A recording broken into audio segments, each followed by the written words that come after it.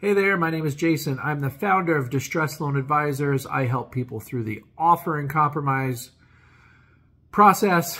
If you want to contact me, if you want to check out my website, my blog, my podcast, my free audio course, my paid audio course, book a consultation, or hire me to help with an OIC, there is a link in the notes below.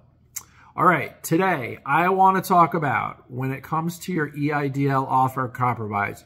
Do not do this. Do not do this one thing in particular. So I just got off the phone with a couple, and they had a business and it wasn't doing well. So they decided to sell the business. Not a big deal, not a problem. People sell businesses all the time. The problem is that they sold the business and didn't tell the SBA they were doing it. Now, why is that an issue?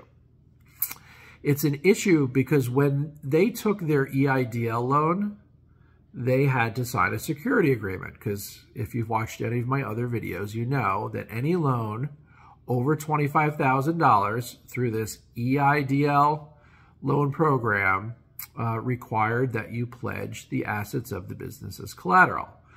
So what that means is if you were to sell your business for less than what you owe, you need the SBA to agree to release their security interest in the assets of the business. And so essentially what these borrowers did was they sold the assets that the SBA has a security interest in, and they did not ask the SBA's permission, and they did not notify them, which is a major no-no. And so it becomes a very sticky situation, because back when I was working for a lender, we would, I believe the phrase was fraudulent conveyance. So in other words, you can't sell someone else's collateral. Think about it this way. If you've got a mortgage on your house and then you take a home equity loan that's in a second lien position, you can't sell your house, pay off the first, and not pay off your second.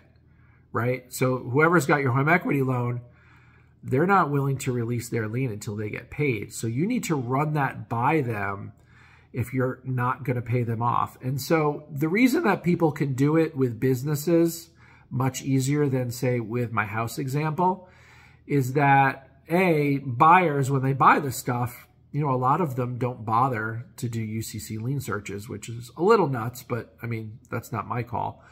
But the bottom line is the buyer is purchasing these assets that are secured by the SBA, which means the SBA has the right to go and pursue them, take them back, and liquidate them to get their money back. And so the issue that it creates when you sell your business without getting the SBA's permission is, one, they could accuse you of fraudulent conveyance, and that could just blow up any chance of a settlement. But two, if you sell the stuff and take the money and spend it on something else, that's probably going to torpedo your chance of settling, because they're going to want all of that money before there's ever a discussion about settling your personal guarantee.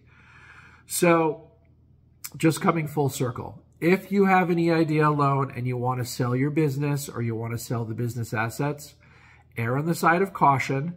Contact the SBA, let them know what you're doing, and ask them to send you something in writing which authorizes you to consummate that transaction. This is particularly important if you plan on pursuing an offer in compromise. If you sell the business for enough to pay off your loan, then fine. That's not a big deal. You're going to send them the money. Not a problem. It becomes a much bigger problem, like this client that I just talked to, is if you sell your business for not enough to pay off your SBA loan, and then you take that money and go pay some other bills with it, the SBA is going to have a real problem with that. So err on the side of caution, get the SBA to sign off on it. Likely what they'll do is they'll allow you, if there's a lender who's senior to the SBA, they'll be okay with you paying the first lender. They understand the concept of priority.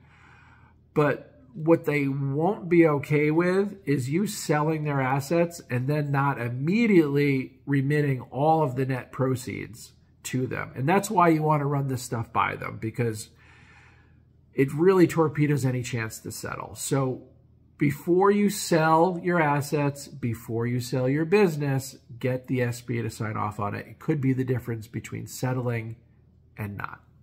Thanks for checking in. We'll see you next time. Like I said earlier, you could see all the stuff that I have to offer on my website, which is in the comments below.